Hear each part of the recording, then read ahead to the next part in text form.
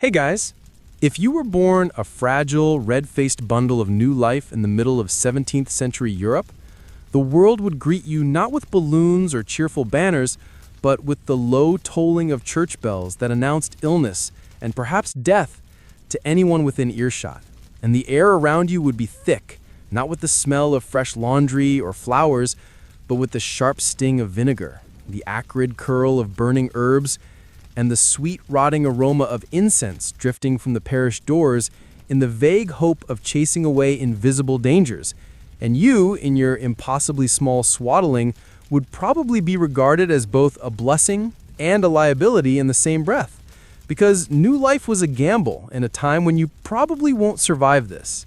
So, before you get comfortable, take a moment to like the video and subscribe, but only if you truly enjoy what I do here.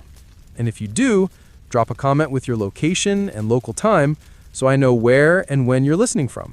Now dim the lights, maybe turn on a fan for that soft background hum, and let's ease into tonight's journey together. You are tiny, almost absurdly so, no longer than the span from your father's elbow to his fingertips, your skin flushed in blotchy pinks and pale yellows under the weak candlelight, your limbs jerking in quick, startled motions as if each sound outside, the clop of hooves, the cry of a crow, were a threat to your survival. And in truth, in this age they are.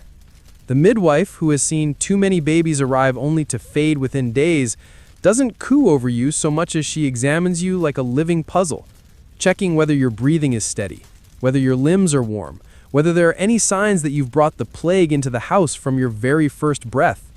Because superstition runs deeper than clean water here, and if a child came into the world under an unlucky moon or in the wrong season, people whispered. Outside, the streets are narrow veins of packed dirt, wet with the previous night's rain, and somewhere close, a cartwheel grinds against a rut, its driver keeping a wary eye out for those ominous carts that carry the sick to the edge of town. Your birth takes place in a low-roofed room of rough-hewn beams, the walls draped in whatever cloths your family could spare to block drafts, and in one corner, a small fire struggles in the hearth, sending more smoke sideways into the room than upward into the chimney, because every wisp of scented air, whether from wood smoke or handfuls of dried sage thrown into the embers, is considered a barrier to the miasma people fear most. Your mother, pale and exhausted, lies back against linen that smells faintly of boiled rosemary, a scent deliberately chosen because it's thought to keep pestilence away, while your father hovers near the door, torn between staying to see you and stepping out to fetch the parish priest for a blessing. For in this year, blessings are counted among the most urgent forms of medicine. In the village beyond your doorway, people are quick to mark the day of your arrival, not with joy alone, but with calculations about whether the air is safe enough to keep you alive through the week, whether the midwife has seen other healthy births lately, and whether the church bell will toll for you before you've even been given a proper christening. The bell itself hangs heavy in the small wooden tower, its rope knotted and frayed from use, for in a season where the plague travels by rumor and by wind, sound is both an alarm and a ritual, meant to carry prayers into the invisible air where sickness supposedly drifts. Even the women who pass your family's door on errands carry little cloth sachets pinned to their aprons, filled with crushed lavender, pennyroyal, or marjoram, glancing up only briefly before turning their faces away. For it is believed that meeting the eyes of the newly born might draw bad luck, or worse, bad humors. You can sense, though you cannot yet name, that your life is beginning under a weight of constant precaution, every motion measured, every sound outside your home threaded with the question of who is sick and who has vanished. At night, as you lie in your cradle, really just a small wooden box lined with bits of wool and cloth scraps, you hear the creak of the door as your mother rises to feed you, the soft whisper of her bare feet on the cold floor, and the muffled coughs of your father, which she insists are from the damp, not from anything more sinister. The smell of vinegar is constant, for rags soaked in it are hung in windows, stuffed into cracks, even rubbed lightly along the wood of your cradle's edge, in the same way someone might polish silver, a small act meant to keep you gleaming and safe against the invisible threat no one can quite describe. And so your birth is not a beginning in the modern sense of gentle optimism, but a cautious entry into a world where survival is an hour-by-hour achievement, where even your first cry is listened to for tone and strength as if it might predict your fate, and where the air you breathe, the cloth you touch, and the voices you hear are all filtered through the peculiar rituals of a people who believe that plague can be kept at bay if only the right smells, sounds, and gestures are maintained without faltering. Because here, in 17th century Europe, to be born is not only to live, but to begin the quiet work of resisting death from your very first heartbeat. You take your first breath, and it is not clean or crisp, but heavy and layered. A strange blend of smoke, damp wool, and something sharp that catches in the back of your tiny throat. The mingled scents of incense wafting from the church, vinegar-soaked cloths draped along the doorway, and a faint metallic tang from the old iron kettle in the corner, boiling a mash of herbs and water, all of it intended to protect you from a sickness you cannot see. Your lungs, still new to the rhythm of pulling in air, expand with effort, and in that air there are the sounds of life and danger together. Hooves clattering against uneven cobblestones, dogs barking in urgent bursts, and, floating between them, the deep, deliberate peals of the church bell that is rung not to celebrate your birth, but to remind every listener that illness still walks among them. The women who help your mother glance at one another as you cry, not because they find your voice sweet, but because they are measuring it, noting whether it is strong enough to suggest you might endure the weeks ahead. You feel the air shift as someone moves closer with a strip of linen dipped in warm vinegar, dabbing it gently across your forehead and chest, not to clean you in the way someone might wash a newborn today, but to seal you from the miasma, as they call it, the poisonous air they believe seeps in through skin and breath. Every time the door opens, a little more of that outside world leaks into your first moments, bringing the cold dampness of the narrow street and the smell of manure from the mule that waits outside, harness jangling faintly as it shifts. In the lane beyond, a man in a dark cloak moves slowly from house to house, leaving bundles of herbs tied with twine at each doorstep, rosemary, sage, and rue, wrapped together in a way that makes them look like little green brooms.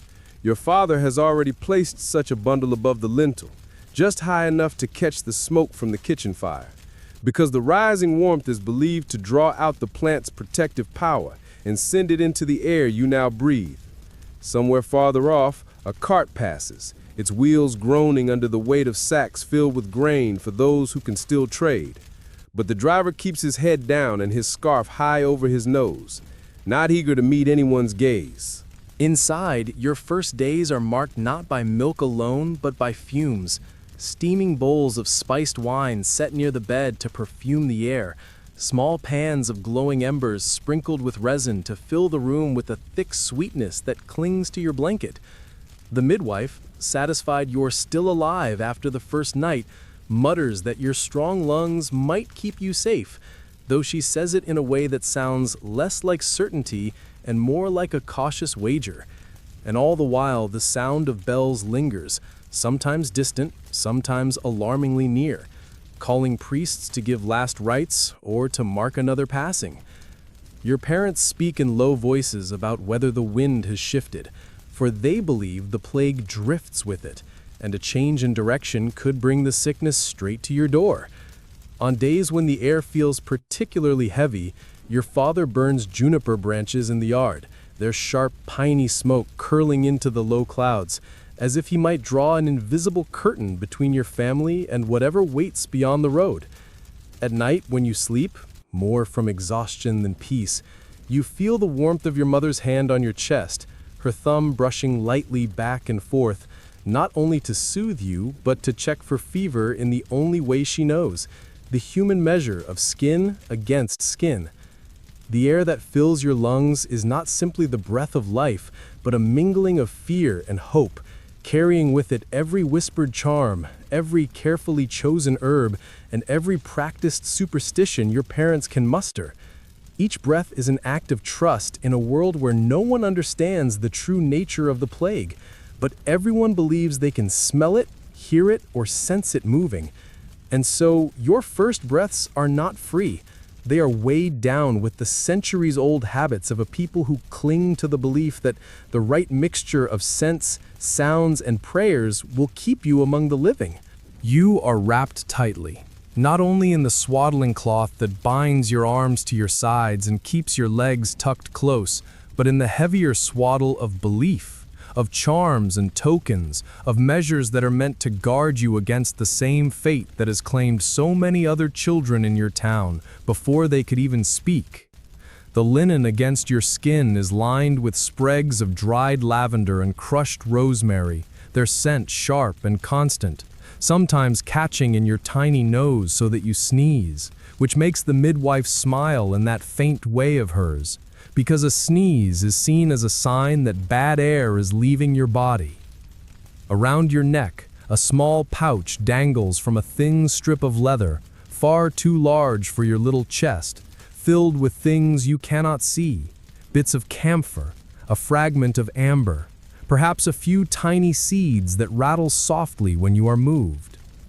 Your mother murmurs over you words she half remembers from her own childhood, a blend of prayer and charm, asking for St. Roch's protection and for the angel of death to pass by your door. At the foot of your cradle sits a crooked wooden cross, its grain darkened by oil, with a tuft of wool tied around it for reasons no one will fully explain to you later, but which everyone in the room accepts as necessary. Even the midwife wears her own defense, a small glass bead on a ribbon at her throat, said to change color if plague is near. You do not notice, of course, but her eyes flick toward it often. Outside, life moves carefully. Your father nails a strip of parchment above the doorway, scrawled with a psalm in his uneven hand, the ink still wet and smelling faintly metallic. The parchment flutters when the door opens, and a breath of the damp morning air sneaks in, carrying the distant murmur of the marketplace where a few traders still dare to work. There, people carry not only goods, but talismans, small bones carved with symbols, cloth patches soaked in vinegar, coins with holes drilled through and worn on cords for luck. Your parents' precautions go beyond your cradle.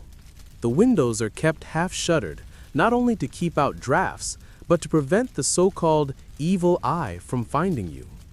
On the sill sits a small dish of salt, replaced every few days, because salt is thought to repel sickness as well as bad spirits. Near the hearth, a bunch of rue hangs upside down, its leaves brittle but still aromatic when the heat from the fire reaches them. The smoke from the hearth is deliberately scented, juniper when they can find it, pine needles otherwise. And sometimes your father drops bits of resin onto the embers just to see the fragrant smoke curl upward, as though it might wrap around the rafters and keep watch over you. When you stir in your sleep, the swaddling cloth holds you firm, the herbs pressed close, their scent rising with your breath.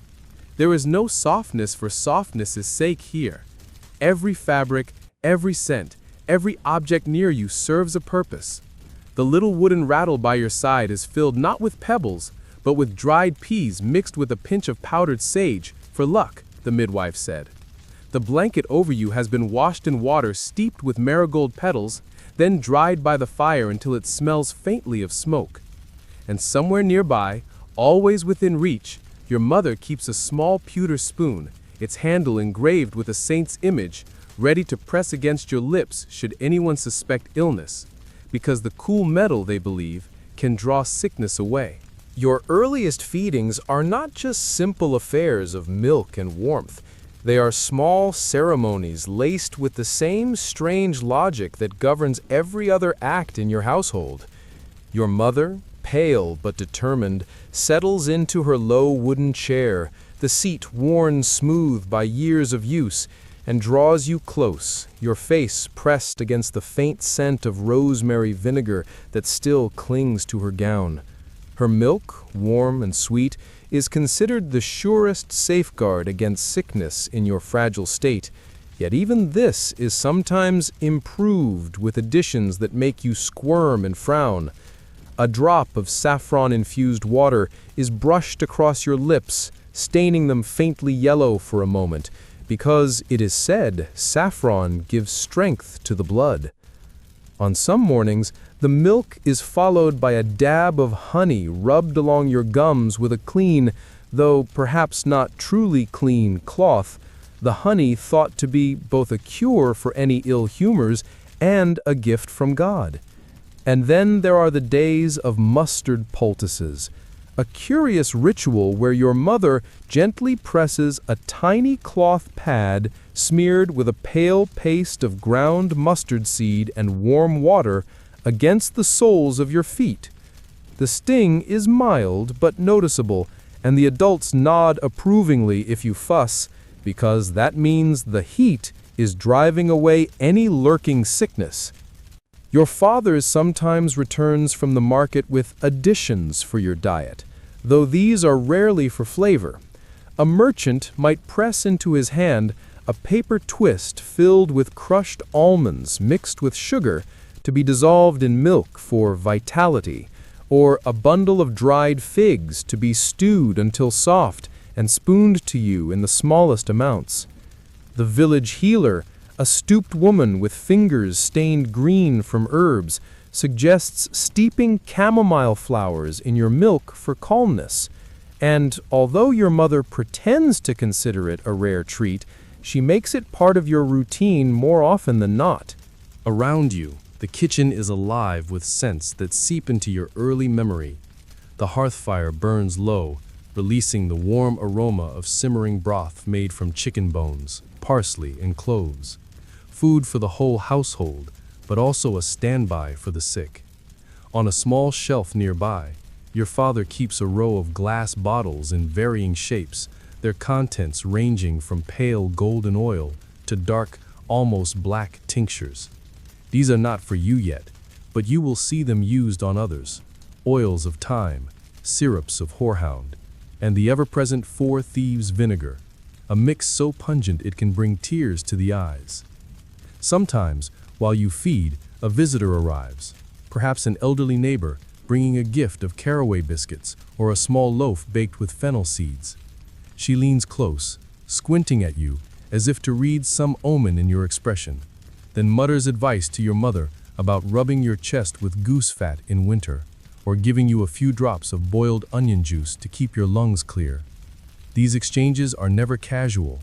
Every suggestion is taken seriously, stored away for a day when the first cough might appear. And so your earliest nourishment is a strange blend of genuine sustenance and a catalog of household cures, each offered with the firm belief that it might tip the scales in your favor. You grow not only on milk, but on saffron, mustard, honey, and the invisible weight of centuries-old conviction, fed with the same seriousness that others reserve for healing the already sick, because in a time like this, the line between feeding and curing is so thin it's almost invisible. Your parents are not simply the people who brought you into this world. They are the constant sentinels at the edge of an invisible battlefield, each in their own way shaped by the endless shadow of the plague. Your mother's hands, though warm when they cradle you, almost always carry the faint tang of rosemary vinegar, the scent so woven into her skin that it rises from her even when she sleeps. She wears her hair tucked under a plain linen cap, a sign of modesty but also a shield. Loose hair, it's believed, can catch and hold bad air. Her dresses are simple, the hems frayed from years of wear, and yet every layer is a kind of armor. Pockets lined with tiny sachets of dried sage, sprigs of thyme sewn discreetly into the seams. She speaks softly, her words measured, as though a loud voice might draw sickness nearer. Your father is a man of habits, some practical, some peculiar. His boots are always dusted with the white of crushed lime, sprinkled there intentionally each morning before he steps into the street, for lime is believed to purify the ground beneath his feet. He walks with a deliberate pace, scanning the road ahead for any signs of danger, not only the obvious, like a coughing neighbor, but subtler ones, such as a shutter closed too tightly or a window left bare. He keeps a strip of leather tied around his wrist with a small silver coin sewn inside the fold, claiming it's for luck, though you hear in his tone that it's more than that. It's insurance against the day his luck might run out. They have lived through seasons of fear before, and you can see it in the way they move, never lingering in doorways, never touching anyone without first glancing to see if they are safe. They speak often of rats, with a mixture of contempt and dread, and your father has a way of setting traps without looking directly at them, as if to catch the creatures without attracting their notice. Sometimes he burns sulfur in a small clay pot in the yard, the smoke sour and choking, not because he likes the smell, but because it is said to drive the plague from the earth itself. In quieter moments, they sit together at the table, the air between them heavy with unspoken worries. Your mother mends your swaddling cloth by the dim light of a tallow candle, her fingers moving quickly, while your father sharpens a small knife that he claims is for cutting herbs, but which he also uses to carve protective symbols into the wooden beams above the door. They do not speak of death in front of you, but it is always there, in the pauses, in the way their eyes meet for a heartbeat too long when the church bell tolls at an unfamiliar hour. Your father tells stories sometimes, his voice low, about the year the sickness came so fast that people barely had time to gather their things before the watchmen marked their doors. Your mother listens without interrupting, her needle moving steadily, as though stitching is a way of holding the world together. Both of them remember the faces of those who did not return, and both of them carry the knowledge that such a season could come again without warning. They are not unkind, but they are cautious, and their love for you is expressed less in smiles or laughter and more in the relentless routines that govern every moment of your life. They check the air before opening a window. They change the herbs in your cradle every few days. They whisper blessings over you in the quiet hours of the night. You may not yet understand the shape of danger, but you are growing in the shelter of two people who live each day as if the plague might be waiting just beyond the threshold. And in truth, it might. Each morning, before the sun has properly risen over the uneven rooftops of your village, you hear the slow, deliberate footsteps of the man whose job it is to watch, to patrol, and to warn. He is the village watchman, a figure as familiar as the toll of the church bell and just as unsettling. His wide-brimmed hat casts a shadow that swallows his face, and his long cloak, the color of dried mud, hangs stiff from years of exposure to rain, smoke, and whatever foul airs he believes he must keep at bay. In one hand, he carries a wooden staff capped with a small iron hook for unlatching doors without touching them, and in the other, a lantern whose light is dull in the morning but will burn brighter in the fog of night. He moves with the same slow, methodical pace no matter the weather, his boots thudding against the cobblestones in a rhythm that becomes part of your days. When he stops, it is never without cause. Sometimes it is to knock gently, though firmly, on a door, leaning close to speak with the occupants in hushed tones, a conversation that always ends with someone peering anxiously toward the street. Other times, he raps the tip of his staff twice against a shuttered window before moving on, a signal you will come to learn means the family inside must not be approached. When illness is suspected, he marks the door. You have seen him do it. A quick sweep of his hand produces a small pot of red paint, and in a few firm strokes, he leaves a cross that will not wash away easily. The mark means the household is under plague watch, and anyone inside must stay there. It also means food will be delivered not by a neighbor's hand, but on the end of a long pole, to be left on the doorstep without a word exchanged. Your father treats the watchman with a mixture of respect and wariness. He sometimes speaks to him in the lane, though never for long, and always while standing a careful distance away. The watchman's eyes are sharp, always scanning, and though his voice is low, it carries a tone of authority that leaves no room for argument. He asks questions. Have there been coughs in your house? Fever? Anyone failing to rise from bed? He listens closely to the answers, though he suspects he often already knows them. In the minds of many, the watchman is both protector and omen. His presence means the plague is near enough to watch for. His absence means it may already be elsewhere, creeping toward the village. He carries with him a pouch of strong-smelling herbs, marjoram, thyme, and sometimes a twist of garlic, which he sniffs from time to time, claiming it keeps his head clear. At his belt hangs a small bell, rung only in the worst cases, when people must be driven indoors and the streets cleared entirely. For you, the watchman is a constant part of the world beyond your cradle. You hear the scrape of his staff along the walls, the creak of his boots, the murmur of his voice when he warns someone to keep their distance. On days when your father has reason to speak with him, your mother keeps you well away from the door, clutching you close as if the mere shadow of his cloak could carry sickness inside. Yet she also nods with a strange kind of relief when his footsteps pass without stopping, as though that sound alone means the danger has not yet chosen your door. In the evenings, as the sky turns the color of ash, his lantern glows brighter, and the sound of his steps becomes slower, more deliberate. By then, people have learned to listen for him, to know if he will stop or if he will move on to some other street. And always, after he has gone, the air feels heavier for a while, as though his passing has stirred the unseen currents of fear that everyone in the village pretends not to breathe. Your childhood begins in the shadow of closed doors and shuttered windows, where play is a quiet, solitary thing, and the idea of touching another child's hand is as strange as the notion of flying. You are kept indoors for much of the year, and when you are allowed into the narrow lane outside, it is under strict rules. Do not approach strangers. Do not wander near houses with marked doors. And above all, do not let your shadow fall across someone who is coughing. It sounds like a game when your mother first explains it, but it is no game.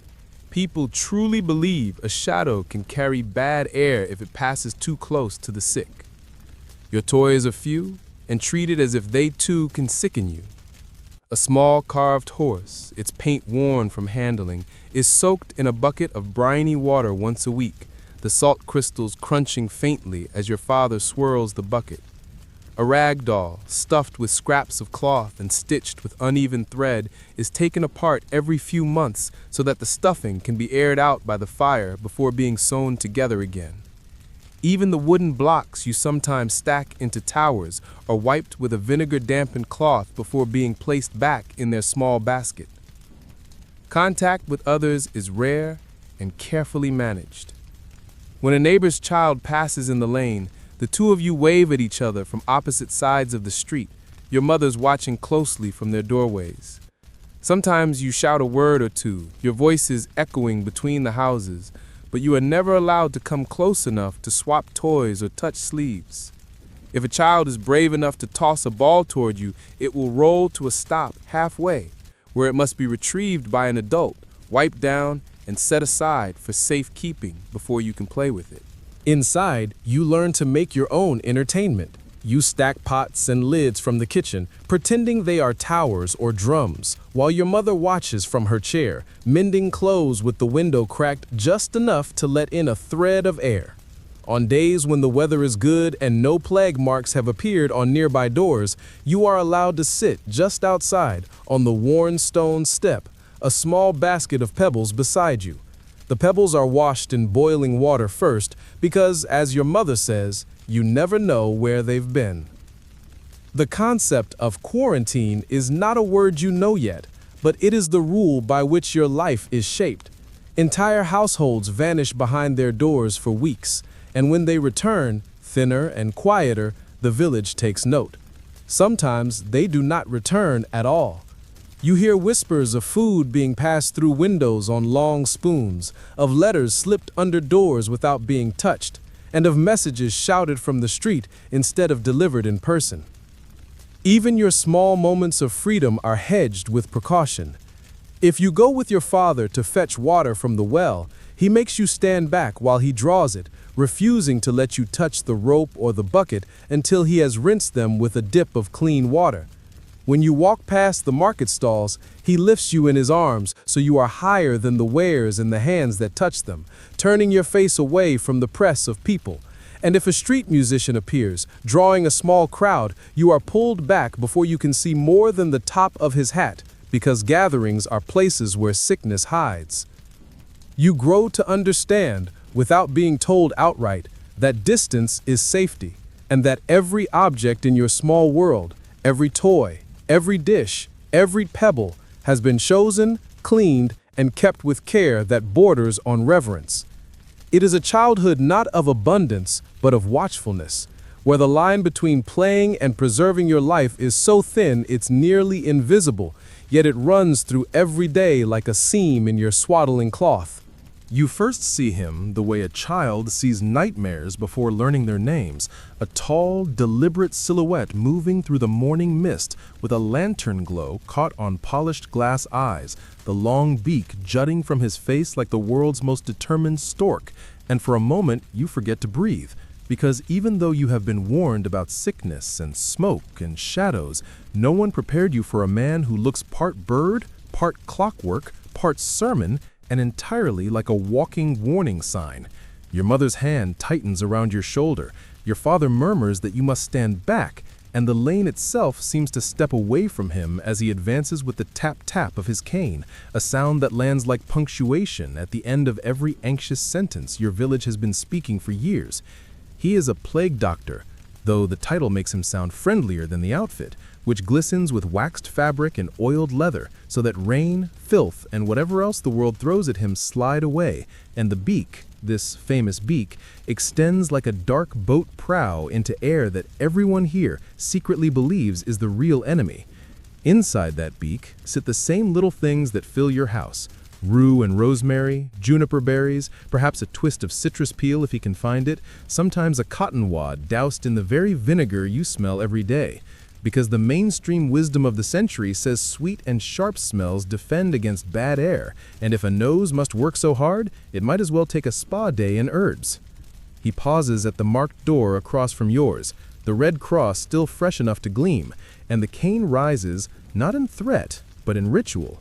The hooked tip lifts the latch so he needn't touch it, then raps twice to announce he is coming in, though in truth his arrival has already been announced by children running home, by shutters snapping closed, by the watchman drifting into view as if the office of fear required 2 uniforms today.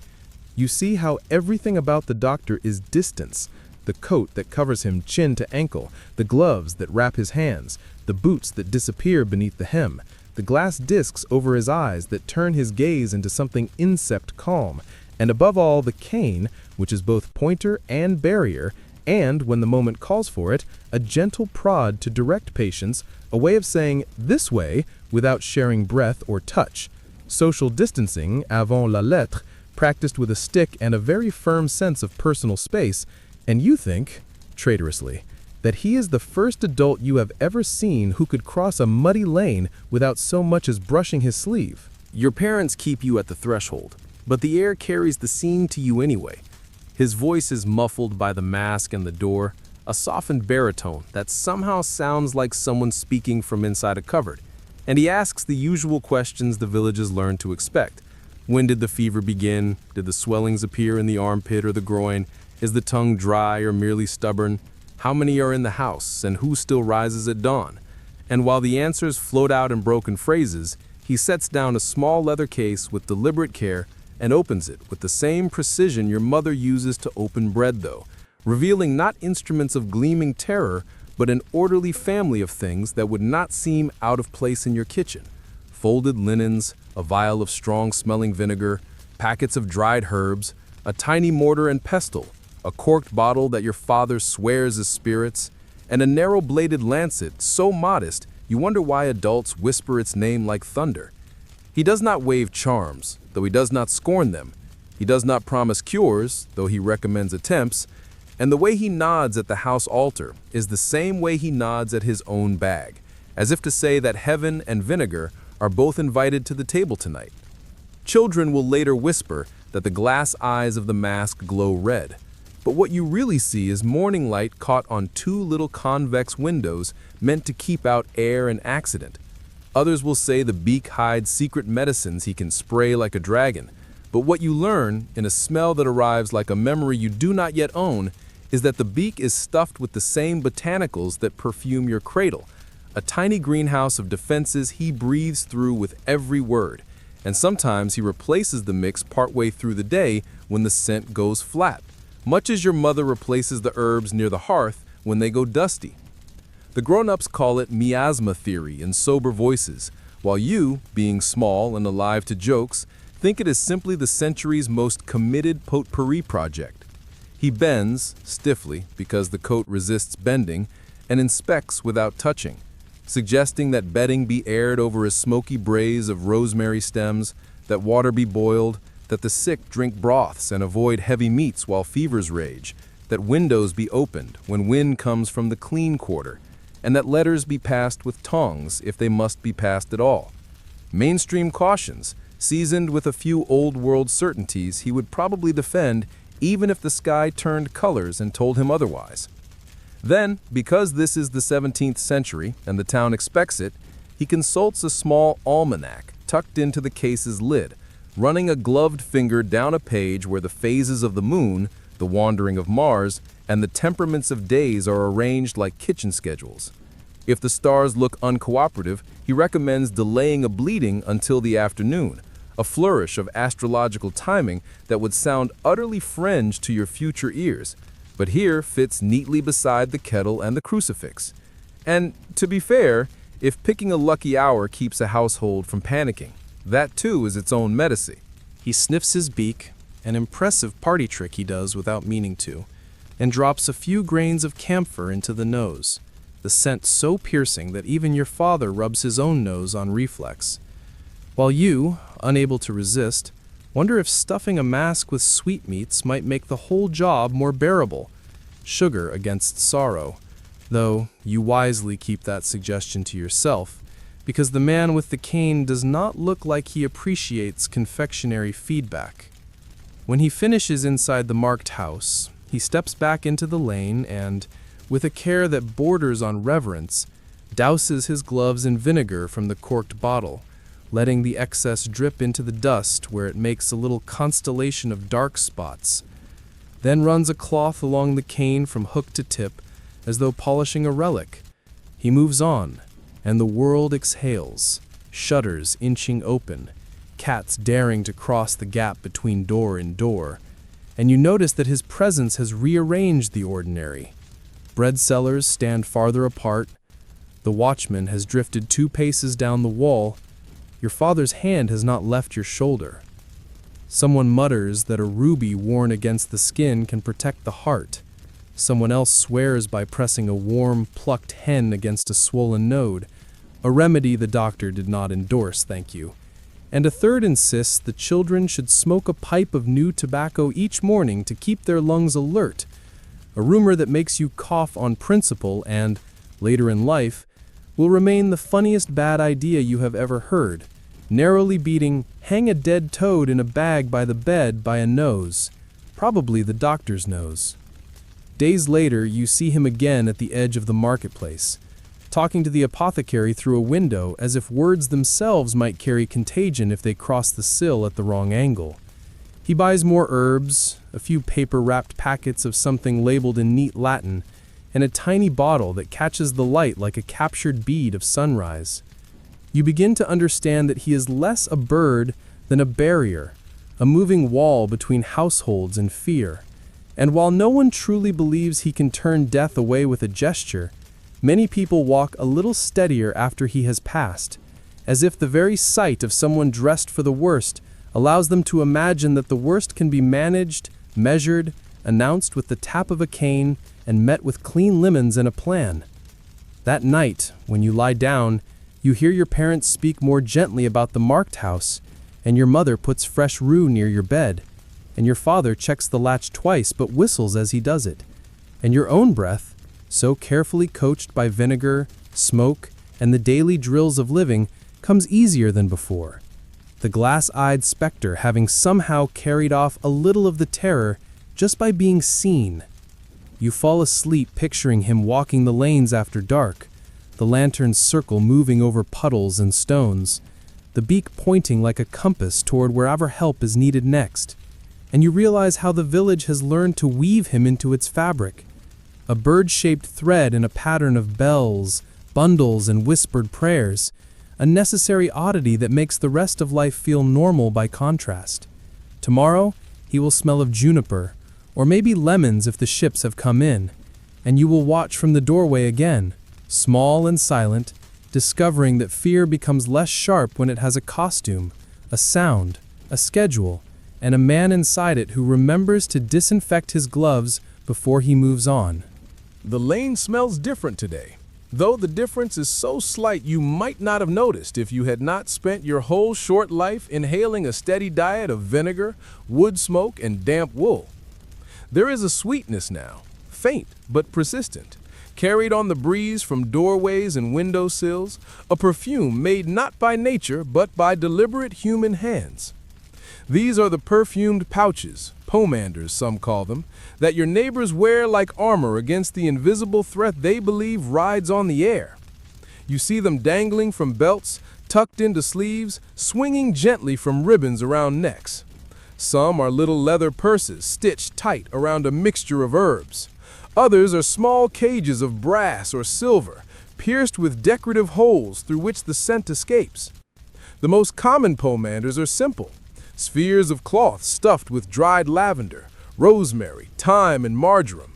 But some are elaborate enough to belong in the treasure chests of a noble household. You once saw one shaped like a miniature apple, the outer shell of polished copper with a hinge so that the halves could open, revealing the tightly packed clove-studded core inside. The clove pomanders are particularly sharp on the nose, their scent warm and biting at once, a spice that comes from far away and therefore carries a certain weight of prestige. Your own household keeps two. Your mother wears hers pinned discreetly inside her bodice, a little bundle of linen tied with blue thread, filled with crushed herbs and a sliver of ambergris that your father traded for at the market. Ambergris is rare, and your father speaks of it as if it were a jewel, washed ashore from the belly of a whale, softened by sea and sun, and sold to those who can afford its musky, lingering aroma. She says it keeps her head clear when the streets smell heavy. The other pomander, more practical, hangs by the door, a constant little cloud of scent to greet anyone who enters. The theory, repeated like a prayer, is that plague spreads through poisoned air, miasma, and that strong, pleasant smells can push it back, or at least mask its presence. The mainstream belief is so deeply ingrained that even the poorest villagers will scrounge for something fragrant, a twist of lemon peel if they can find one, a sprig of mint from a neighbor's garden, a pinch of powdered cinnamon stolen from a merchant's stall. You have seen pomanders stuffed with unlikely mixtures, rose petals alongside dried onion skins or pine resin blended with beeswax and pressed into a ball, because even if the scent is odd, the important thing is that it is strong. Children are given their own crude versions. A scrap of cloth is tied around a small lump of herbs and hung from a cord so it rests against the chest, bobbing with every step.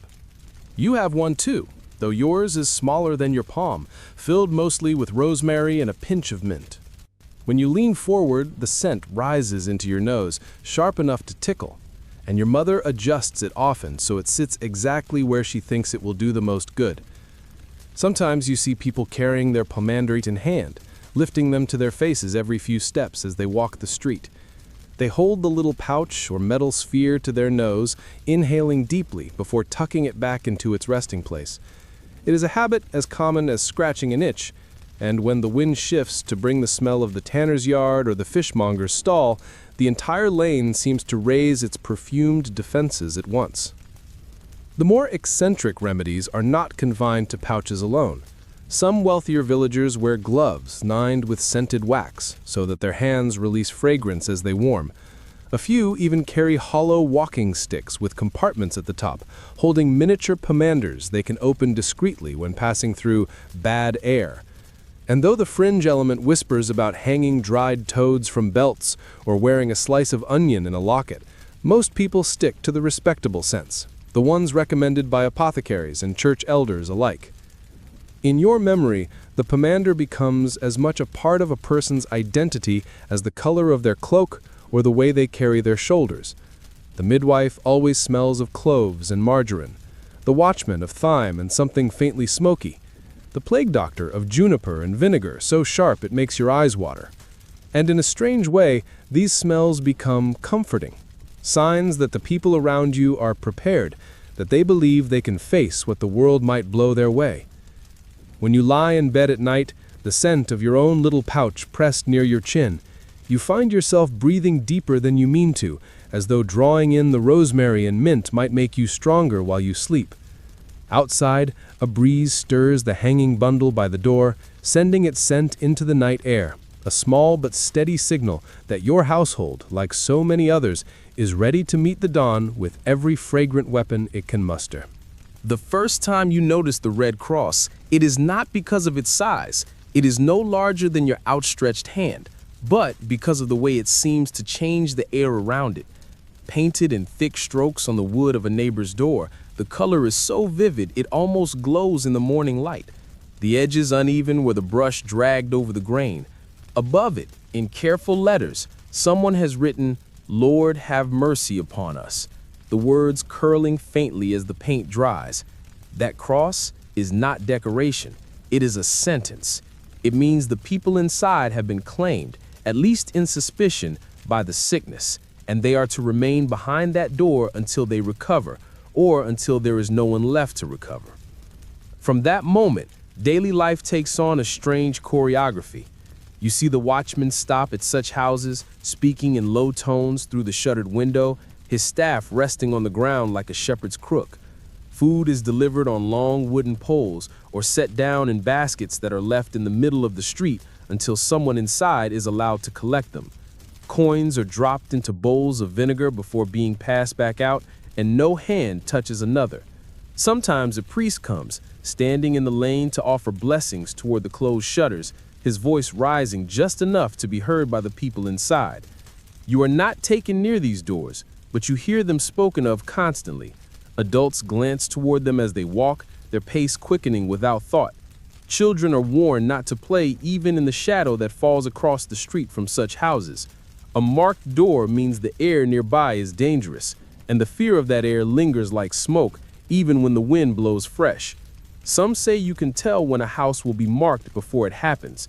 The absence of laundry on the line, the silence where there should be morning chatter, the smell of burning herbs pouring from every crack in the shutters. Inside your own home, the rules become stricter whenever a new cross appears in your part of the village. Your mother keeps the windows closed tighter, even on days when the air is warm, and she replaces the herbs in your cradle more often. Your father limits his trips to the market, buying enough to last several days so he can avoid passing by marked houses more than necessary. In the evenings, you hear the muffled conversation between your parents, counting the new crosses, speculating who might be next, speaking the names of those already gone. There is an eerie stillness to the streets with marked doors. The usual clatter of carts and shouts of merchants fades there. Instead, you might hear only the occasional cough from within, or the creak of floorboards as someone moves in the shuttered dark. On some days, a voice calls out for water or medicine, and the watchman delivers it without stepping across the threshold. On others, the door opens briefly in the dim light before dawn, and figures wrapped in shawls place a small bundle outside, a bundle that will later be taken away silently, without ceremony.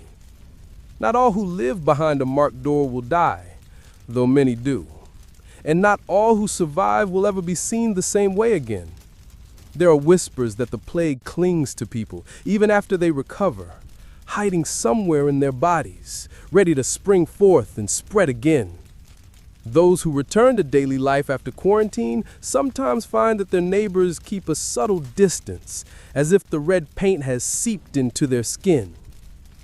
The mark itself fades slowly. Weeks after a house is declared safe, the cross will still be there, though pale and cracked from sun and rain. Children may run their fingers over it, daring one another in hushed tones, until an adult's sharp call sends them scattering. And even after it's gone, scrubbed away with vinegar or hidden under a fresh coat of paint, people will remember. That was a plague house, they will say, and the memory will be enough to make them cross the street when they pass it.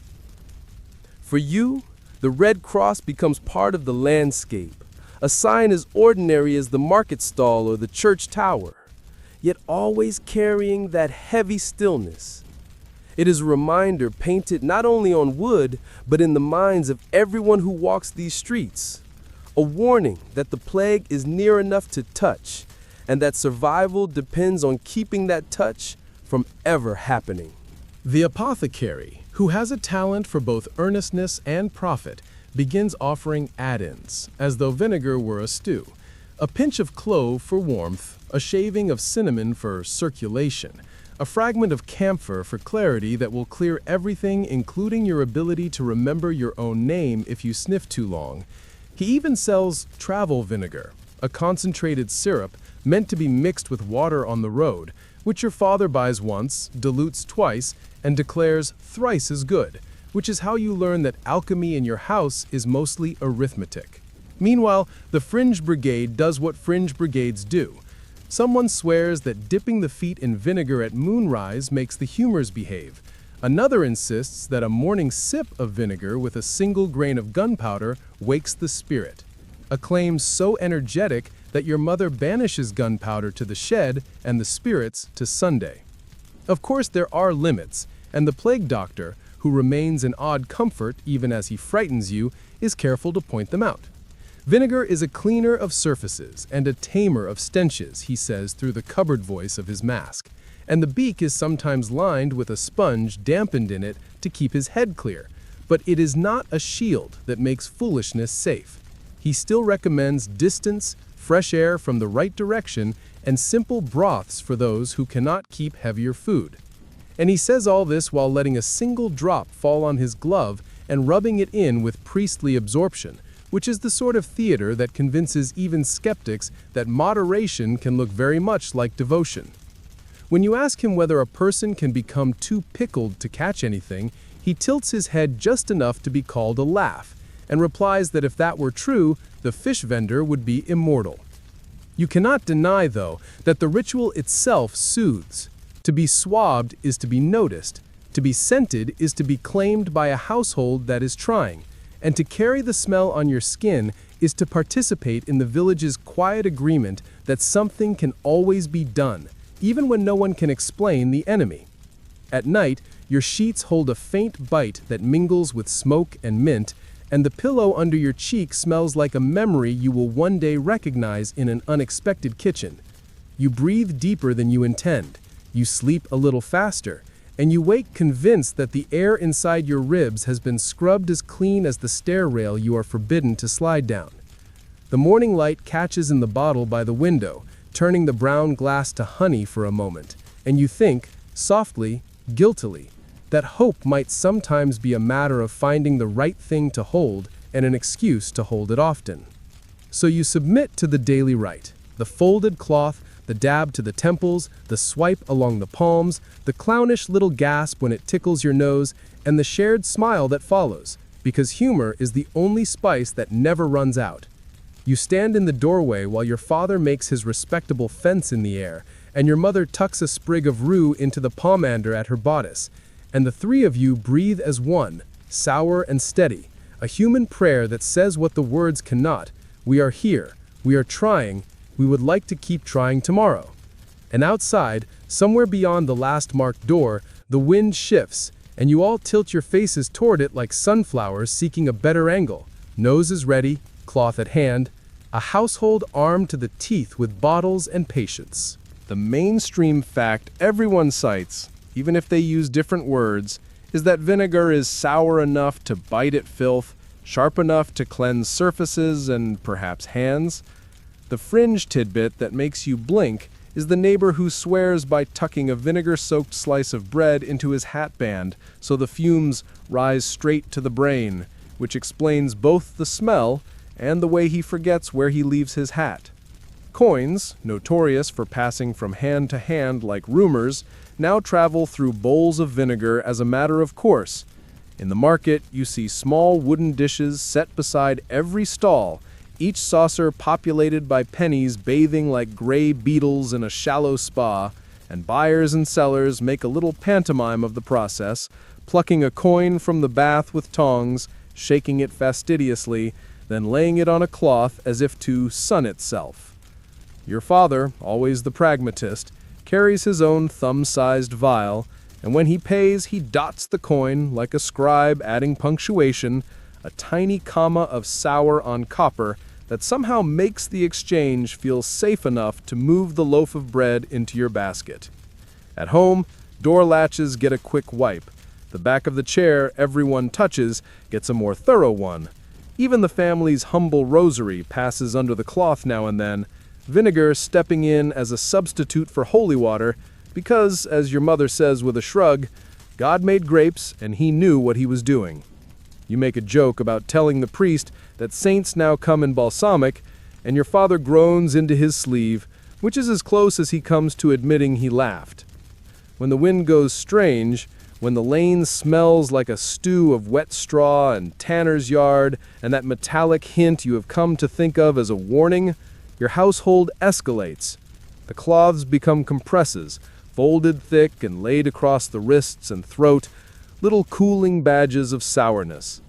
Towels draped over chairs receive a spritz, a word you do not yet know but understand by the gentle rain of droplets that makes the air sparkle in the window light. The floorboards, already scrubbed to humility, get another pass, and you are enlisted to fan the room with a palm frond your father bought at market because even fanning is medicinal if it moves the right air around.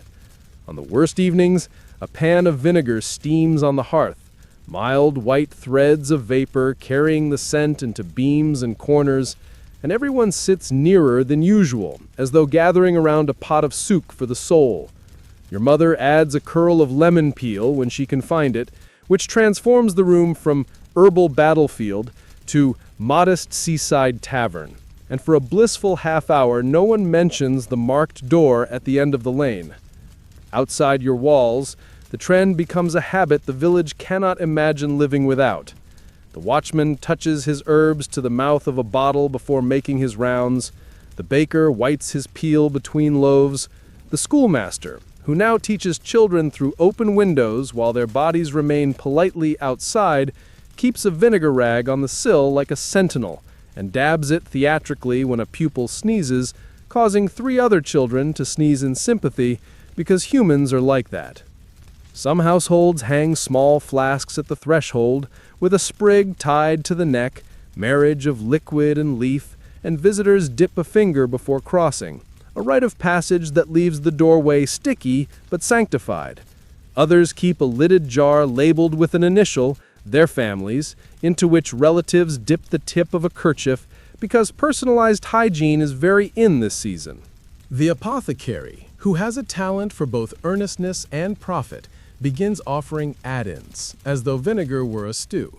A pinch of clove for warmth, a shaving of cinnamon for circulation, a fragment of camphor for clarity that will clear everything, including your ability to remember your own name if you sniff too long.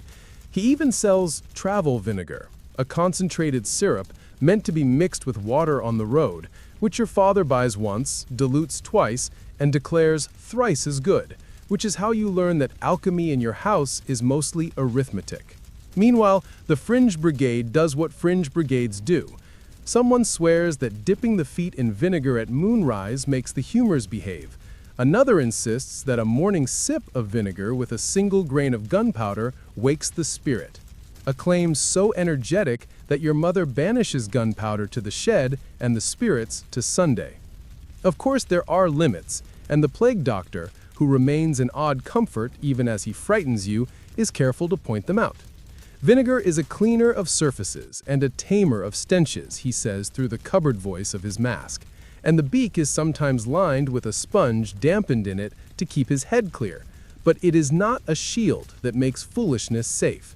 He still recommends distance, fresh air from the right direction, and simple broths for those who cannot keep heavier food. And he says all this while letting a single drop fall on his glove and rubbing it in with priestly absorption, which is the sort of theater that convinces even skeptics that moderation can look very much like devotion. When you ask him whether a person can become too pickled to catch anything, he tilts his head just enough to be called a laugh, and replies that if that were true, the fish vendor would be immortal. You cannot deny, though, that the ritual itself soothes. To be swabbed is to be noticed. To be scented is to be claimed by a household that is trying. And to carry the smell on your skin is to participate in the village's quiet agreement that something can always be done, even when no one can explain the enemy. At night, your sheets hold a faint bite that mingles with smoke and mint, and the pillow under your cheek smells like a memory you will one day recognize in an unexpected kitchen. You breathe deeper than you intend.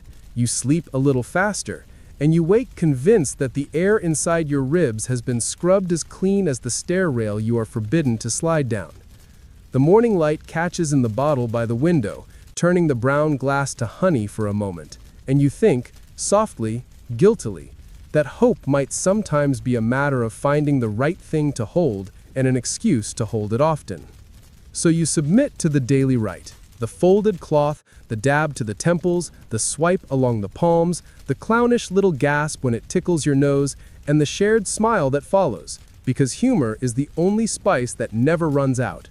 You stand in the doorway while your father makes his respectable fence in the air, and your mother tucks a sprig of rue into the pomander at her bodice, and the three of you breathe as one, sour and steady, a human prayer that says what the words cannot: we are here, we are trying, we would like to keep trying tomorrow.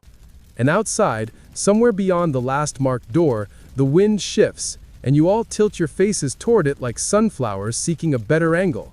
Nose is ready, cloth at hand, a household armed to the teeth with bottles and patience. There are days when the street feels emptier than it should, the echo of footsteps stretching too far between walls, and then, from somewhere beyond the bend, comes a sound that doesn't belong to sickness at all. A thin, reedy note, trembling at first and then swelling into something rounder, joined by the low hum of a drum. Music here is not just entertainment, it is an instrument in the war against the plague, a weapon wielded by those who believe that sound can push back death in the same way scented smoke does, that vibrations can shake the miasma loose from the air and scatter it like frightened birds.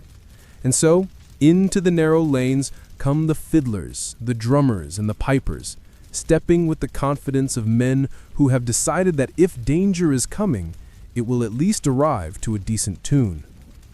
They do not play in the square for coins now. They walk the streets, moving between houses with shutters closed and doors marked. The mainstream belief, which even the church does not frown upon, is that noise, steady and joyful, can drive away bad spirits, perhaps even the sickness itself.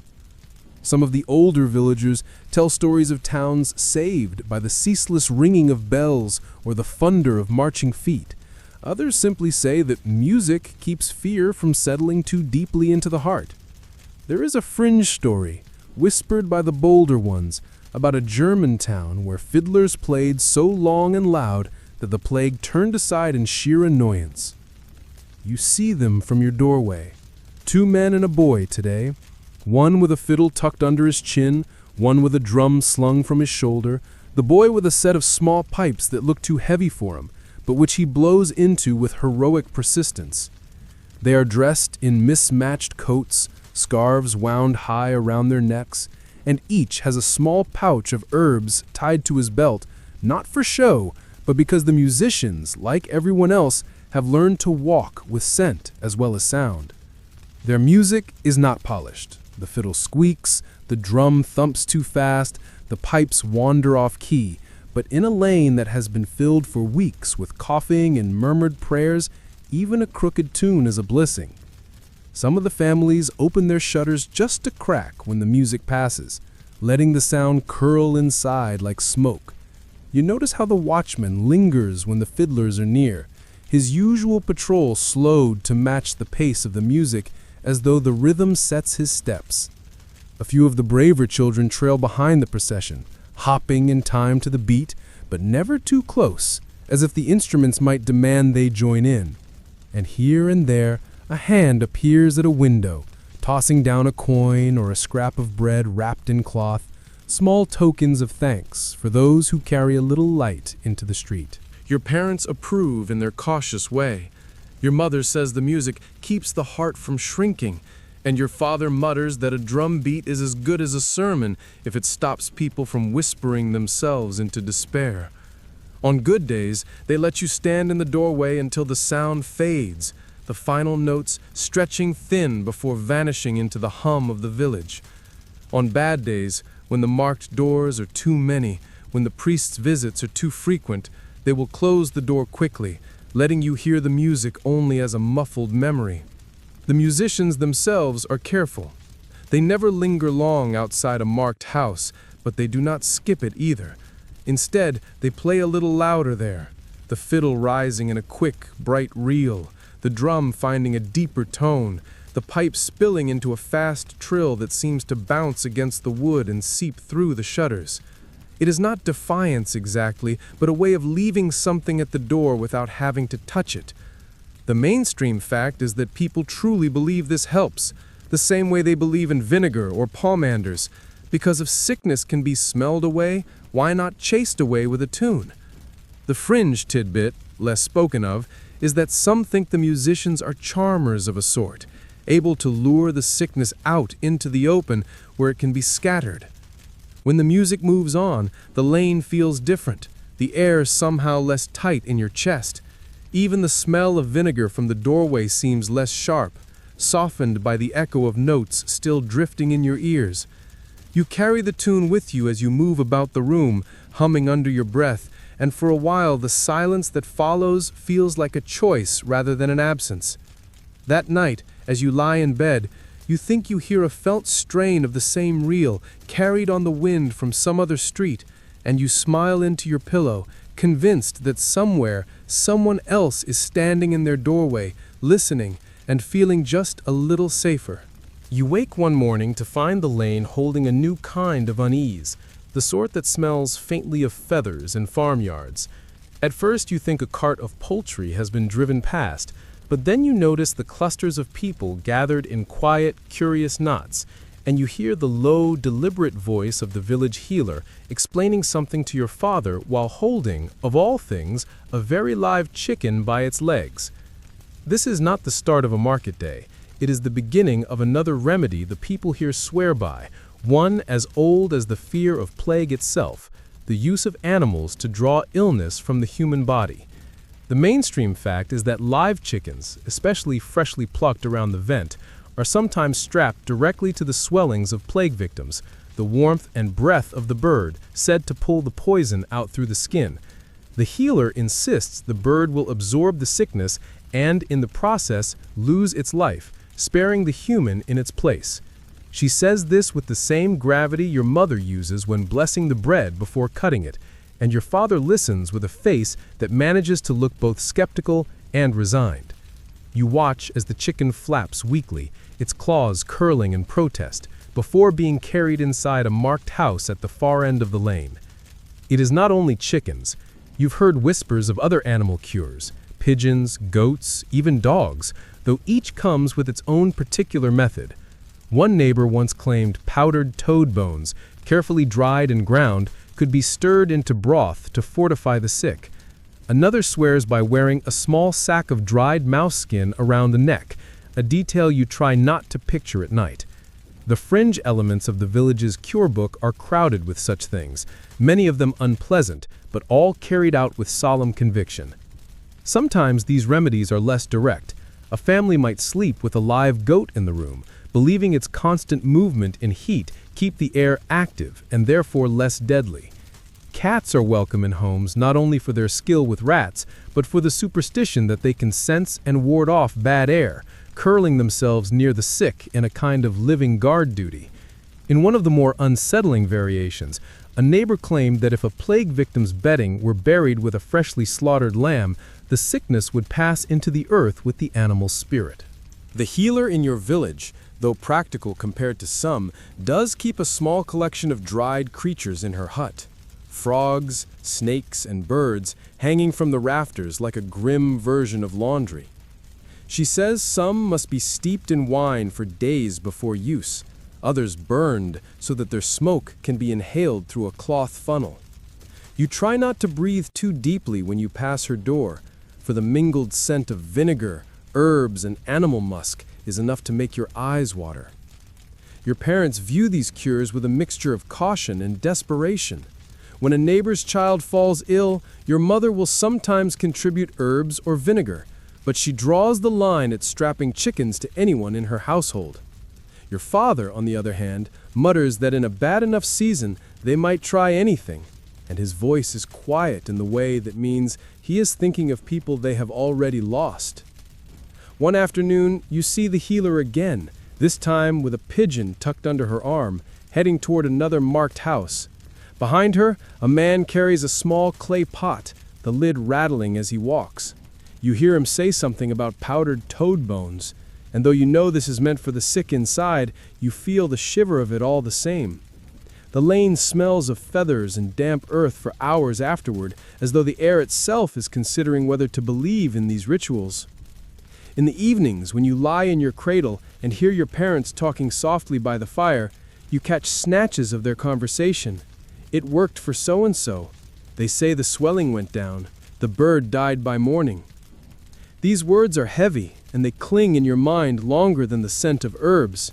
You begin to understand that here, in this century, life is measured not only in years, but in the willingness to believe that a chicken, a goat, or even the ashes of a toad might stand between you and the plague.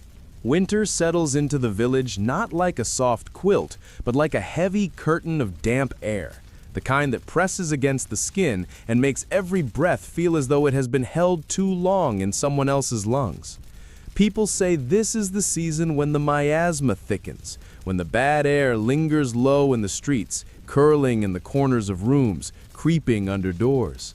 And so the business of survival becomes the business of warming the air, a curious practice that has as much to do with smell as with temperature. Your parents take it seriously, sealing up drafts with folded cloths and hanging heavy tapestries over the walls, anything to trap the heat and, in their minds, chase away the plague spirits that are said to drift most easily in the cold. The hearth becomes the heart of the house in more ways than one. Your father burns wood with a slow, steady hand, feeding the fire with bundles of herbs when he can spare them: rosemary, sage, bay leaves, even a pinch of dried orange peel saved from summer. The smoke climbs into the rafters, curling around the beams before slipping out through the chimney, carrying its scent with it. The mainstream belief is that warm, fragrant air cleanses the lungs, pushing back whatever poisoned vapors might creep in from outside.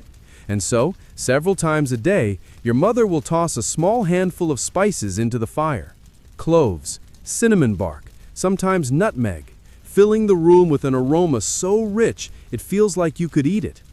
These scents do more than comfort. They are deliberate acts of protection. Neighbors pass by and catch the fragrance escaping from your chimney, nodding in approval. Some even ask for a small scoop of your fire ash, which they sprinkle along their own thresholds to bind the warmth in their homes. The healer, always keen to blend the practical with the mystical, advises keeping a pan of glowing coals near the center of the room with a few drops of frankincense or myrrh if you can find them. She claims this will anchor the air and keep the sickness from settling. You notice how rooms are arranged differently now. Chairs are drawn closer to the fire, beds are shifted away from outer walls, and windows are kept tightly shuttered. The air grows thick with the mingling of wood smoke, herbs, and human presence. Sometimes it feels almost too much.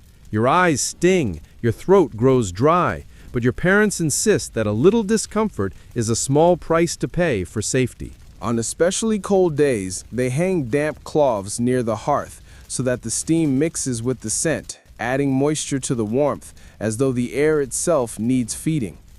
The fringe practices emerge too, whispered with the same seriousness as any sermon.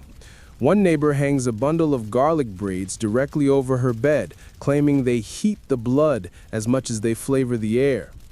Another burns dried dung from a healthy cow, insisting the smoke has vital warmth, unlike any other fuel.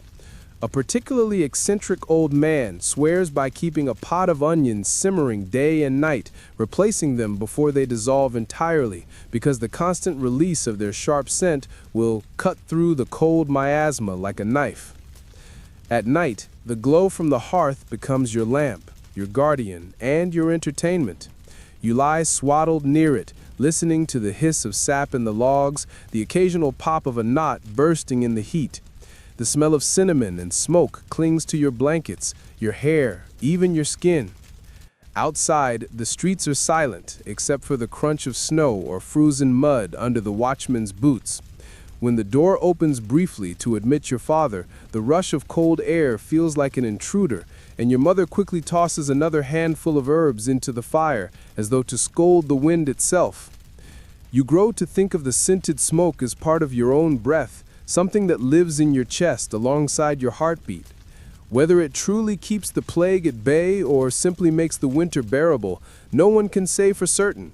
But in a season when the world outside seems frozen in fear, the swirl of spice-scented warmth inside your home feels like a wall, a promise that as long as the fire burns and the air hums with its fragrant heat, you have a fighting chance to see the spring.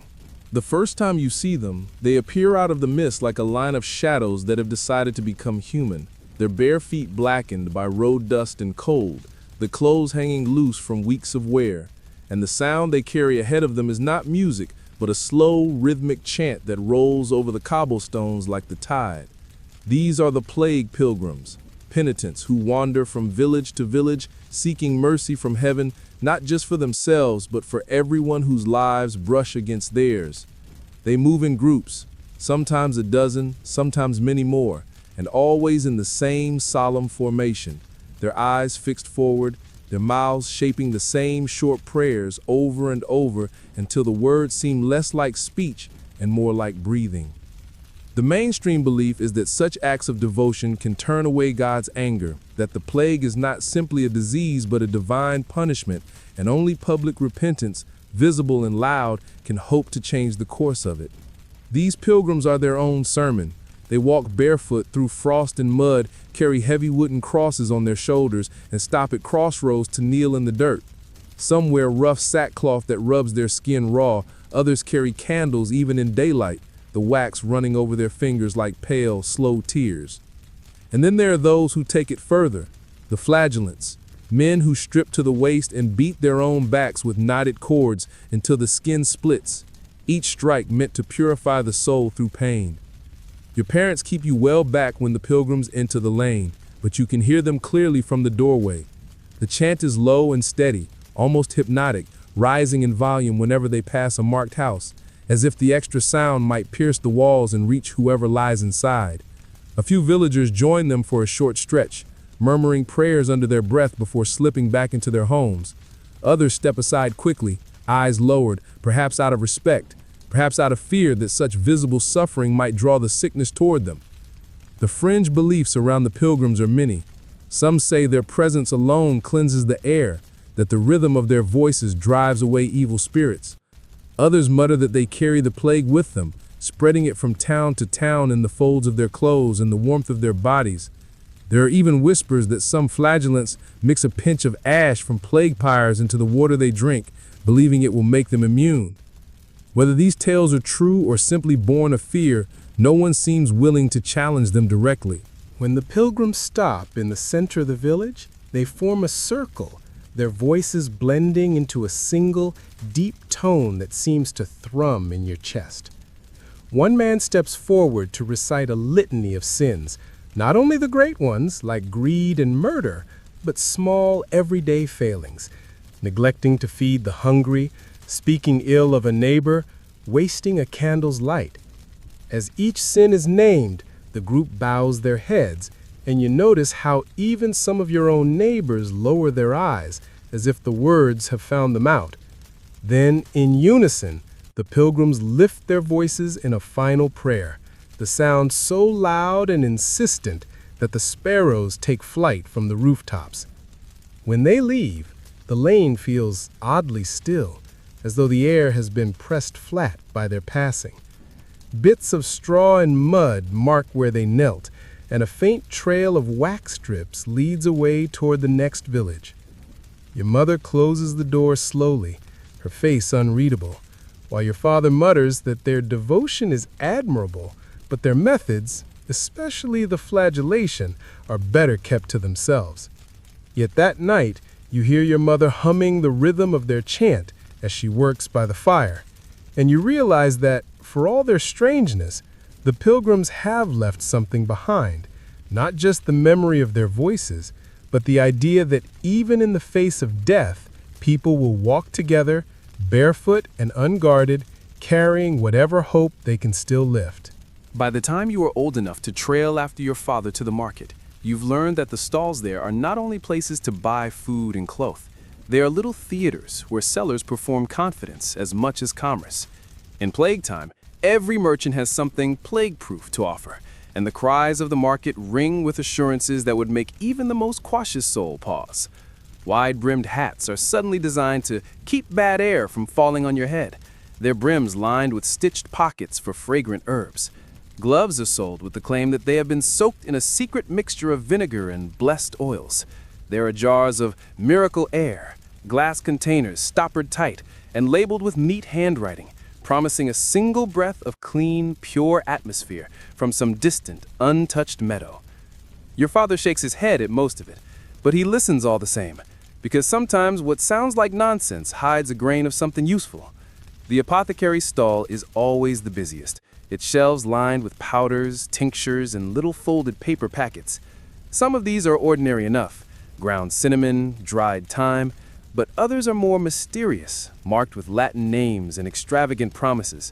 One small jar, sealed with green wax, claims to hold a powder that will calm the humors and strengthen the heart, though your father suspects it's nothing more than crushed sugar mixed with mint.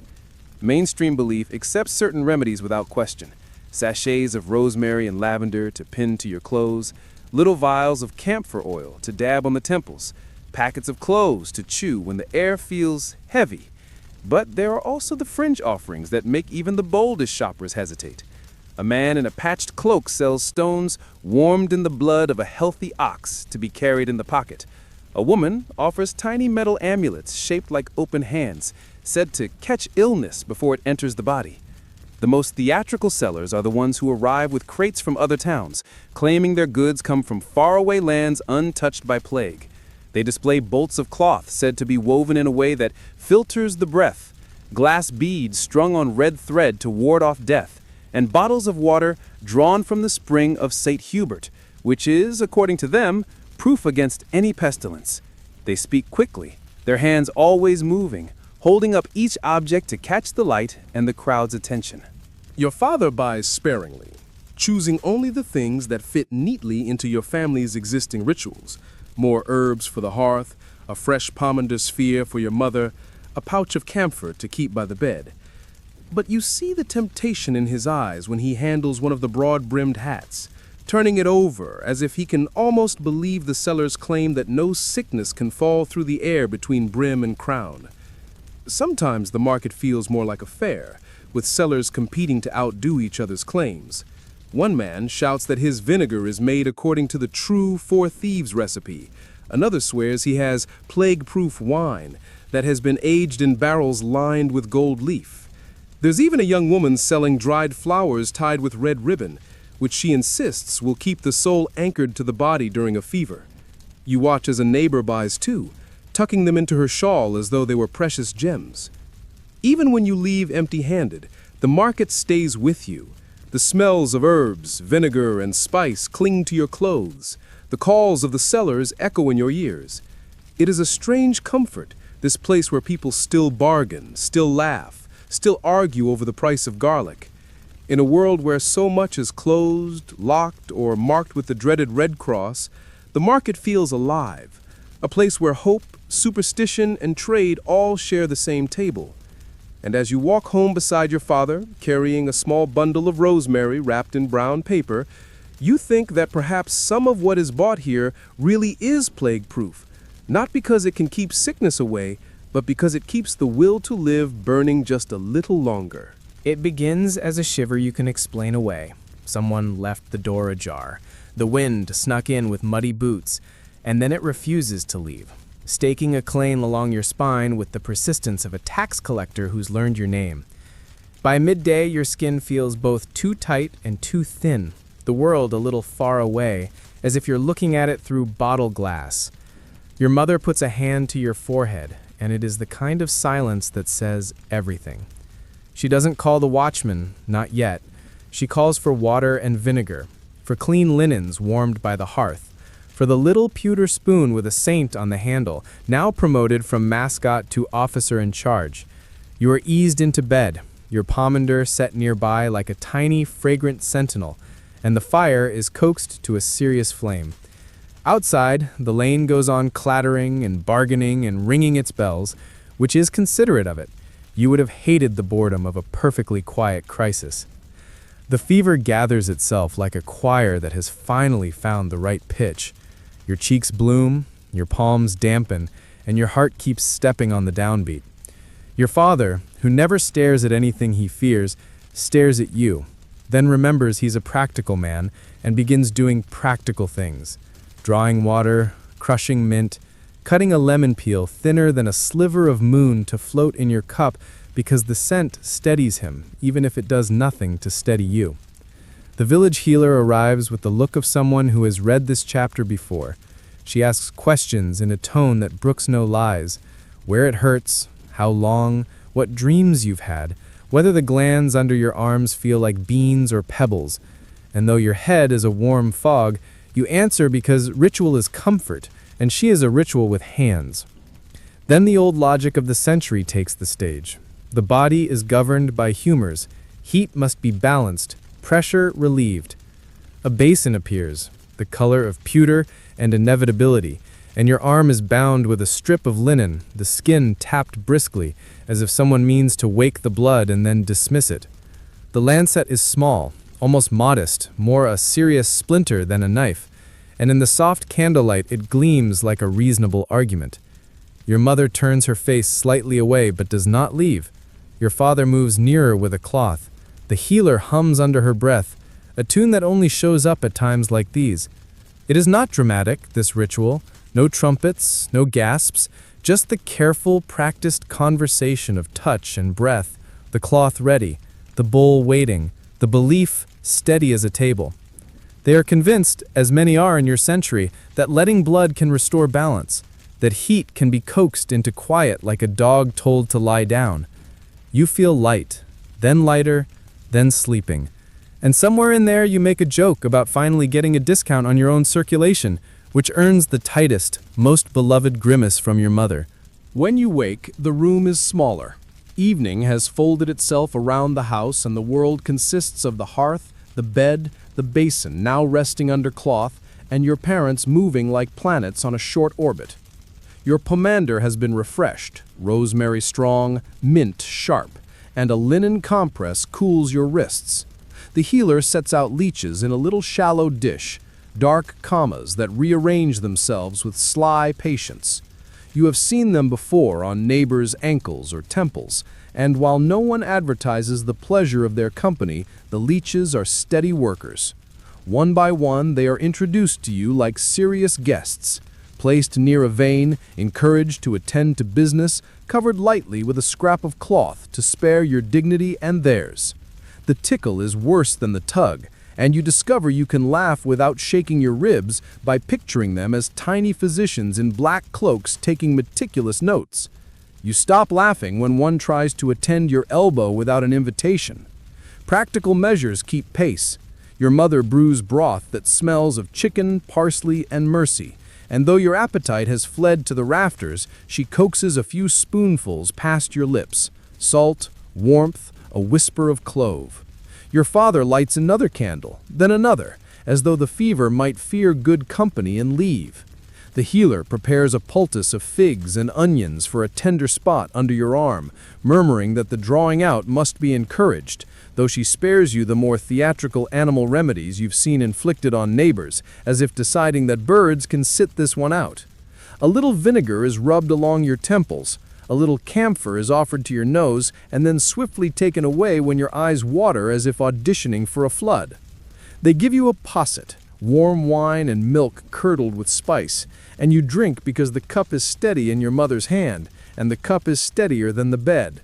The spice heats your throat. The wine makes the corners of the room less strict. Sleep sidles up as if it has finally been invited. Before you slip under, the priest appears at the door, only at the door because rules still matter, and offers a blessing that threads itself through the steam of the broth. Your parents close their eyes, not because they think the words are a medicine bottle with a guaranteed dose, but because the rhythm of prayer can charm the heart into beating in time again. Night is the long part. The watchman's steps pass the house and slow for a heartbeat, then move on. Somewhere a window opens, somewhere a child coughs, somewhere a cat proves its philosophy about doors. Your fever climbs a little, steps down, pretends to leave, returns to collect its cloak. Sweat gathers along your hairline and is caught and wiped away. Your mother keeps a hand on your chest, counting a rhythm you cannot hear. Your father dozes in a chair and wakes with a start, always surprised to find himself human. The leeches are thanked and retired to their dish, their work logged in the invisible ledger of the night. You are given sips of water scented with lemon and mint. A cool cloth moves from forehead to neck to wrists in an orbit that reassures the mind even when it cannot convince the body. There is humor here still, because your parents insist on it. Your father announces the leeches have requested a wage increase. Your mother declares that if the fever attends one more hour, she will begin charging it rent. You smile because smiling requires fewer muscles than fear, and because in a room lit by candles and guarded by herbs, laughter feels like a skylight. The healer checks the swelling again, satisfied that it is not marching. She adjusts the poultice and declares the onion smell a sign of progress, which is generous to onions, but keeps the courage up. Toward dawn, the fever decides to lose interest in you, the way a cat does when you stop paying attention. Your skin loosens, your breath stops announcing itself, and the bed remembers how to be a place for sleeping instead of a raft in a storm. The priest's blessing from the previous evening seems to have unfolded overnight, like a letter finding its words. Your parents do that quiet, almost invisible dance of relief. Her shoulders fall an inch, his jaw unclenches, and you are offered more broth as if you have completed a long, respectable journey and deserve to be greeted at the gate. Morning brings the plague doctor to the door, beak and lenses catching the first light. He doesn't come in. He doesn't need to. He asks questions through the cupboard of his mask, approves the broth, salts the air with caution, and reminds everyone that recovery is a procession, not a sprint. He praises the leeches like a guildmaster congratulating apprentices, recommends rest, thin soups, clean linens, and the airing of mattresses over smoke. He mentions a cordial, rose, lemon balm, a touch of spirit that might be sipped in thimblefuls if the heart flutters. He is careful to say what he does not know, which is the most persuasive thing a person can say while dressed as a bird. As the day stretches, you drift in and out, the house padding its own footsteps for your sake. The windows are opened when the wind comes from a clean quarter. The tapestries are shaken near the hearth's warmth. The floor re-scrubbed not out of panic, but because the rhythm of it is confidence you can hear. Your pomander is retied at your bedpost. The basil sprig on the sill, a new recruit, gives the room a soft, hopeful bite. Your father sits beside you and tells you a story that is only half about saints and entirely about stubborn people choosing to see another spring. Your mother counts your breaths with her eyes closed and finally smiles with her whole face. By evening, you are able to sit up enough to sip real broth without negotiation, which your mother declares a miracle and your father calls evidence, his favorite kind of miracle. The healer leaves instructions in a tidy list. No heavy meats, a little barley water, fresh air when allowed, no visitors except the sun, and if the fever knocks, it must wait on the doorstep until it learns its manners. You are tired in the way that makes pillows feel like the best invention of the century, and when you close your eyes, the candles blur into a halo that seems borrowed from the saints on the mantle. You do not claim victory, not here, not now, but you accept the truce the day offers. The house smells like onions, smoke, and the thin sweetness of broth. The candles burn lower, the watchman steps past once, twice, without pausing, and in the distance, someone plays a short, stubborn tune on a fiddle, a reminder that the living are still rehearsing being alive. You take another breath, your own, uncoached, and it is suddenly the best thing you have ever owned. You wake to the sound of the fire breathing in the hearth, a soft, steady draw that tells you the house is already awake and watching over you. The fever's grip has loosened, leaving you with that particular heaviness that feels as if your bones have been replaced with warm clay, soft, pliable, and not quite your own. Your mother is there with broth before you even sit up, a thin, golden liquid that smells faintly of chicken, parsley, and a promise she intends to keep. She spoons it slowly into your mouth, pausing between sips to brush your hair back from your face as if tidying you will help tidy your health. Recovery, in your home, is a full-time project. The healer's instructions are followed as though they were scripture. No heavy meats, plenty of warm liquids, and a careful diet of herbs meant to fortify the humors and keep the sickness from finding you again. Barley water appears with every meal, sometimes sweetened with a bit of honey if your mother thinks you look pale. Mint tea is sipped in the afternoons, its sharpness clearing the last fog from your head. At night, you were given a small cup of warm milk infused with a pinch of nutmeg to coax you into a deeper sleep. The mainstream fact, which even your father repeats without hesitation, is that certain foods will rebuild strength faster. Broths, lightly stewed vegetables, bread dipped in diluted wine. And so your days are paced by these small meals, each arriving with its own scent and texture. A bowl of mashed turnips with butter, a slice of bread spread with soft cheese and sprinkled with thyme, steamed carrots glazed with honey until they shine like little coins. Between them, your mother insists you take a few steps around the room, holding your arm lightly to keep you steady, because lying in bed too long is an invitation for weakness to settle in. But there are the fringe touches as well, woven seamlessly into the routine. A sachet of crushed rue and chamomile is tucked under your pillow to cool the blood. Your bedding is aired daily over a brazier where rosemary and juniper smolder, so that when you return to bed, the blankets wrap you in a haze of warm, fragrant smoke. Once a day, your father dips a cloth into a basin of vinegar scented with lemon peel and lightly rubs your hands and feet, claiming it wakes the spirit and keeps the plague from lingering in the body. You can't say if it works, but the cool sting and the citrus tang are oddly refreshing. Neighbors come to the door, not to visit, you are still kept apart, but to leave small gifts. A jar of quenched jelly, a handful of dried figs, a wedge of bread baked with fennel seeds. Each is passed through the window with a murmured blessing and accepted with thanks. The exchange a small ceremony that says, "You are still part of us." Your mother stores these carefully, bringing them out one at a time so that each feels like a feast. The days pass in a slow rhythm.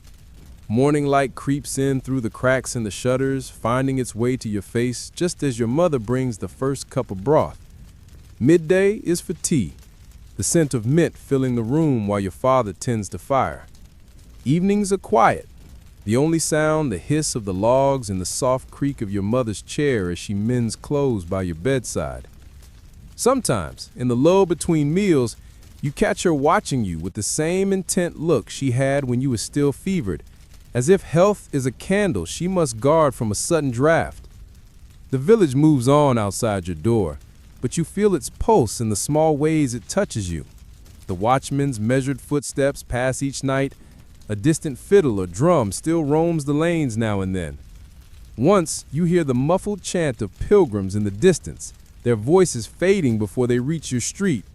And though you are not yet strong enough to step outside, the scents and sounds of the world filter in, reminding you that life, stubborn and unpolished, is still there waiting. By the end of the week, you can walk the length of the room without leaning on your mother's arm. Your appetite stirs for more than broth.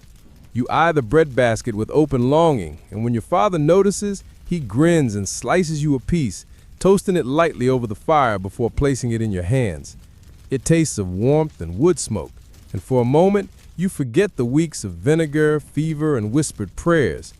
You are still wrapped in layers of precaution, herbs in your bedding, scented cloth by the door, but you feel the ground of your own strength returning beneath your feet.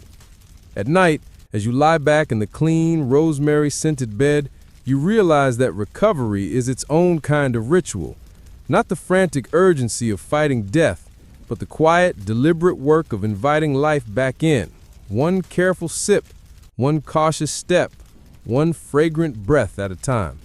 Neighbors come to the door. Not to visit, you are still kept apart, but to leave small gifts. A jar of quenched jelly, a handful of dried figs, a wedge of bread baked with fennel seeds.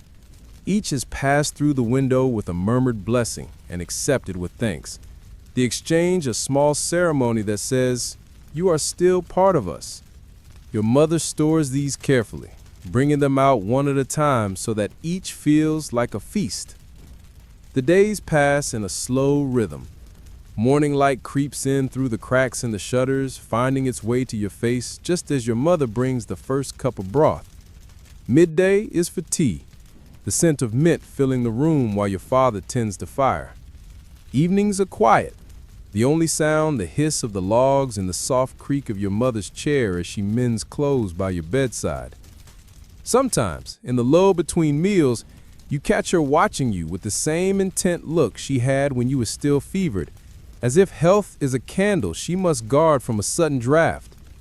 The village moves on outside your door, but you feel its pulse in the small ways it touches you. The watchman's measured footsteps pass each night. A distant fiddle or drum still roams the lanes now and then. Once you hear the muffled chant of pilgrims in the distance, their voices fading before they reach your street. And though you are not yet strong enough to step outside, the scents and sounds of the world filter in, reminding you that life, stubborn and unpolished, is still there waiting. By the end of the week, you can walk the length of the room without leaning on your mother's arm. Your appetite stirs for more than broth. You eye the breadbasket with open longing, and when your father notices, he grins and slices you a piece, toasting it lightly over the fire before placing it in your hands. It tastes of warmth and wood smoke, and for a moment, you forget the weeks of vinegar, fever, and whispered prayers. You are still wrapped in layers of precaution, herbs in your bedding, scented cloth by the door, but you feel the ground of your own strength returning beneath your feet. At night, as you lie back in the clean, rosemary-scented bed, you realize that recovery is its own kind of ritual, not the frantic urgency of fighting death, but the quiet, deliberate work of inviting life back in, one careful sip, one cautious step, one fragrant breath at a time. The end, when it comes, does not arrive with drama. It comes softly, like the settling of dust in an empty lane after a cart has passed, like the closing of shutters in the evening when the last light is too thin to work by. You are in your own bed, the same one where you slept through childhood winters, where you sweated through fevers, where herbs have been tucked beneath your pillow for as long as you can remember. The room is familiar in every sense, the low creak of the beams when the fire shifts, the faint scent of lavender from the pouch at your bedside, the steady rhythm of your own breathing folding into the hush of the house. Your body is smaller now, lighter, as if it has been giving pieces of itself back to the world for years without you noticing. You are not afraid. You have lived with fear for so long that it became something you learned to greet politely, like a neighbor you don't quite trust but cannot avoid. Your hands rest on the coverlet, the skin thin and cool. Beside you, the small table holds a candle stub, a cup of mint water, and the pewter spoon with the saint on the handle. a relic of your earliest days, when it was pressed to your lips in the hope it would ward away sickness. It has followed you through every stage of life, and now it waits, as if it knows its work is done. Your children, grown now, with their own habits and worries, move quietly through the house. They keep the windows cracked just enough to let the winter air drift in, but they burn rosemary and juniper in the hearth, filling the room with the scent that has guarded your sleep for decades. They do not speak much. They do not need to. Every motion is a continuation of the same long chain of care that began the day you were born. The washing of linens, the setting of warm broth by the bed, the gentle smoothing of your hair back from your face. Outside, the village is still. No watchman makes his rounds now. No red crosses mark the doors. Life has changed, and yet the echoes remain. Somewhere in the distance, a fiddle plays, thin but steady, as if the street musicians of your childhood have left their tune looping in the air for anyone who cares to listen. The sound is both here and not here, like so much of what you have carried in your memory. You close your eyes and drift through those memories as though walking the lanes one last time. You see the beaked mask of the plague doctor glinting in the morning light, the sway of pomanders at the belts of your neighbors, the steam rising from vinegar bowls set by every doorway. You smell the heavy spice of winter fires, hear the low chants of pilgrims passing under frost, feel the weight of the Red Cross on wood. You remember the taste of saffron milk as a child, the bite of mint tea in recovery, the comfort of warm bread shared across seasons of want. Each image folds into the next until they blur together, not as a series of moments, but as a single life lived under the same thread of care. When the candle burns low and the room is all shadow and ember, you feel your breath slowing, not struggling, just loosening its hold. The air around you is warm, perfumed with herbs, and the distant fiddle fades into the rhythm of your own heartbeat. Your family is near. Their presence is a quiet weight in the air, a reminder that you are not leaving alone. You take one last unhurried breath, and the scents, sounds, and shapes of your life gather into a final, gentle image. Your home on a winter evening, the fire glowing, the door barred against the cold, and the world outside held at a safe, fragrant distance. And then you let go, as simply as a curtain falling closed. The air in the room is still, save for the faint curl of smoke rising from the hearth, its scent soft and comforting, the herbs in it long since given over to the warmth.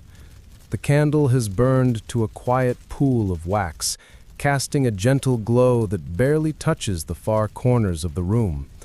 Outside, the wind moves in slow, unhurried sighs, brushing against the shutters without urgency, as though it too has been softened by the passing. The sounds are muted, the distant creak of a cartwheel somewhere far away, the soft rustle of cloth as someone shifts in their chair, the low hum of a voice speaking in the next room. Everything here is deliberate now. The movements are slower, the voices quieter, the light dimmer. It is as if the whole house has agreed to breathe more gently, to let the air rest undisturbed. The fire's glow ebbs and brightens with each log's slow collapse, the heat it gives off wrapping itself around the room like a familiar shawl. The scent of rosemary still lingers, faint but steady, mingling with the warmth in a way that feels more like memory than fragrance. You can picture the lane outside, lying in its own kind of sleep. No footsteps on the cobblestones, no rattle of cartwheels, no shouts from the market. The houses dark behind their shutters seem to lean a little toward one another, holding their warmth in. Above them, the sky stretches wide and still, the stars dimmed behind a thin veil of winter cloud. It is easy now to let your mind drift. The small cares of the day fall away, the sharper edges of thought soften. The rhythm of breathing becomes slower, the spaces between each inhale and exhale stretching just enough to let the body sink a little deeper into rest. The warmth of the blanket against your skin, the steady comfort of the chair beneath you, the muted glow of the fire, all these things gather around you, holding you in place without binding you. There is nothing here that demands effort, nothing that calls for you to rise.